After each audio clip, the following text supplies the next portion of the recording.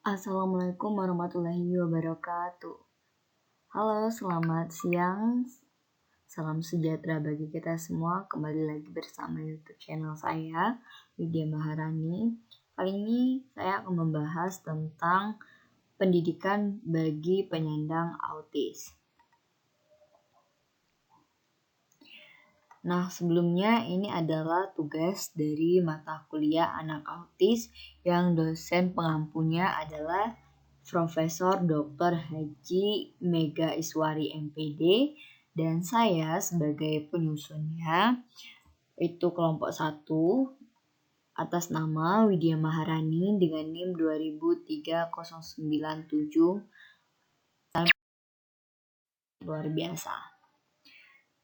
Nah, sebelum kita lanjut ke materi, sekilas informasi mengenai materi yang akan dibahas pada video kita kali ini, yaitu yang pertama tentang kurikulum pendidikan bagi penyandang autis.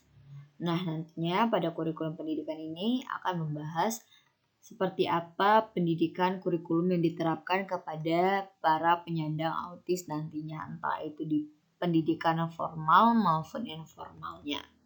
Selanjutnya yang kedua itu ada tujuan pendidikan bagi penyandang autis.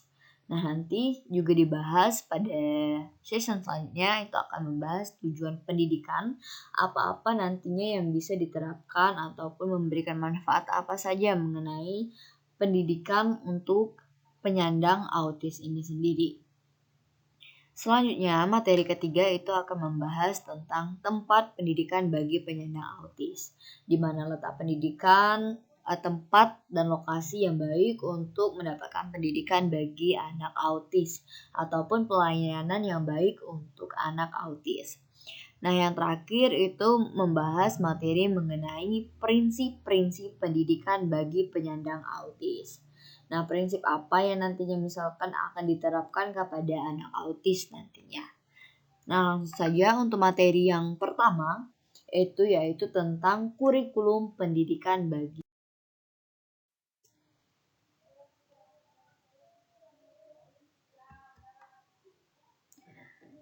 Nah, pendidikan bagi penyandang autis tidak sama dengan anak biasa. Kurikulum yang disiapkan umumnya sangat individual.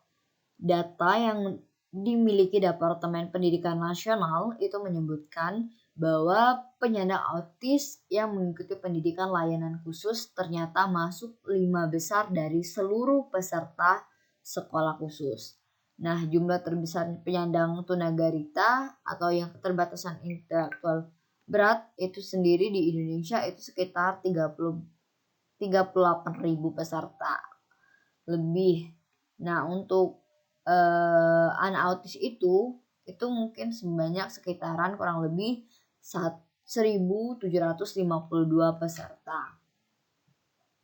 Nah, oleh karena itu dari sekian banyaknya peserta anak autis ini, untuk kurikulumnya itu diterapkan secara individual atau di mana setiap anak autis itu memiliki kurikulumnya yang berbeda-beda.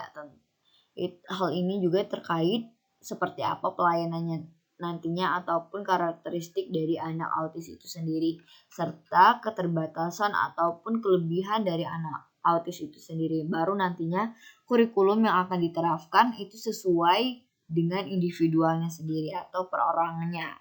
Hal ini tentu saja mungkin berbeda dari kurikulum yang biasanya atau kurikulum anak berkebutuhan khusus lainnya. Nah, selanjutnya untuk materi yang kedua, tujuan pendidikan bagi penyandang autis.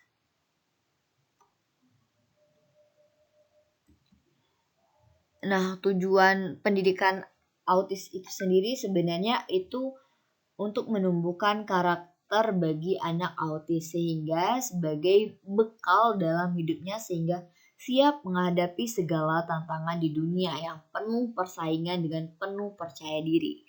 Nah, tujuan orang tua sendiri memiliki tujuan anaknya dan memiliki alasan mengapa anaknya disekolahkan untuk mendapatkan pendidikan, yaitu tujuan orang tua memasukkan anak ke jalur pendidikan reguler itu untuk akademik mainstream atau agar anak sepenuhnya bisa mengikuti kegiatan akademis ataupun sosial.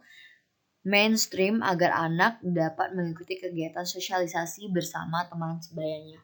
Atau dalam artian, orang tua itu memiliki harapan besar untuk pendidikan bagi anak autis atau bagi anaknya. Sehingga diharapkan dari pendidikan ini sendiri anak autis itu bisa beradaptasi dengan lingkungan sekitar tanpa harus berpikir ataupun tanpa harus insecure terhadap kekurangan yang mereka miliki. Sehingga dari pendidikan ini sendiri diharapkan anak autis itu bisa percaya diri bersosialisasi dengan orang-orang yang ada di sekitarnya atau yang ada di lingkungannya. Nah, selanjutnya itu materi 4 pendidikan bagi penyandang autis. Nah, sebenarnya kalau ditanya tempat atau lokasi untuk mendukung pendidikan anak autis ini, sebenarnya semua tempat dan lokasi bisa menjadi tempat untuk anak autis. Bisa menimba ilmu yang penting, itu bersih dan nyaman, suatu tempat bisa dijadikan untuk belajar. Atau bahkan rumah sendiri itu bisa menjadi tempat untuk anak berkebutuhan khusus seperti anak autis belajar dengan menggunakan private ataupun homeschool. Nah, di Indonesia sendiri itu tempat pendidikan yang menyediakan khusus untuk anak autis itu ada sekitar 6 orang kurang lebih, itu berdasarkan dari informasi yang saya dapatkan di artikel. Itu yang pertama itu ada Yayasan Autisme Indonesia. Nah, yayasan ini itu berada di Jalan Jasmine Tower, lantai 2, apartemen Kalibata City, Jalan Kalibata Raya nomor 1, Jakarta Selatan. Nah, ini yayasan untuk anak autis di Indonesia di lingkungan Jakarta Selatan. Nah, selanjutnya juga ada Sarana Sekolah Terpadu Jakarta Selatan. Lokasi ini juga termasuk di Jakarta Selatan. Yang ketiga itu ada Rumah Autis yang berada di Jabodetabek. Keempat itu ada Yayasan Baik Jakarta Selatan. Yang kelima Sekolah Tunas Indonesia yang berada di Tangerang. Keenam itu ada Yayasan Maryam Karim. Nah, yayasan ini berada di Jakarta Selatan juga. Nah, mungkin untuk di wilayah ibu kota ataupun di wilayah lingkungan Jabodetabek itu ada 6 yayasan ataupun 6 sekolah yang menyediakan pendidikan yang terbaik untuk anak autis di Indonesia itu sendiri. Nah, mungkin sebenarnya prinsip pendidikan bagi penyandang autis. Nah, prinsip pengajaran perilaku itu diterapkan oleh seorang guru saat mengajar anak autis.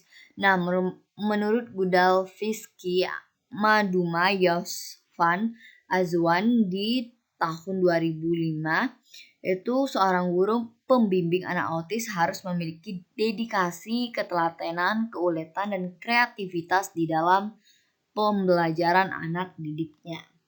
Nah, sebenarnya dari prinsip-prinsip pembelajaran itu sebenarnya guru ataupun tenaga pendidikan itu sebenarnya harus sabar dan teliti. Karena anak autis itu kan memiliki karakteristik belajar yang unik. Nah, anak autis itu kan memiliki gangguan di bidang bahasa, komunikasi, dan perilaku. Gangguan tersebut kemungkinan akan tampak saat kegiatan belajar secara langsung. Sehingga guru seharusnya tidak mudah putus asa untuk membimbing anak ketika belajar. Nah, ketika belajar mengajar yang menyenangkan akan membuat anak autis tertarik untuk mengikuti pembelajaran. Sehingga prinsip-prinsip yang dibutuhkan itu seperti terstruktur, terpadu, terprogram, konsisten, dan kontinu. Mungkin itu saja materi yang dapat saya kelompokkan selaku kelompok 1 lanjutan. Widya Maharani, saya Widya Maharani dengan NIM 203097 pamit undur diri. Terima kasih. Wassalamualaikum warahmatullahi wabarakatuh.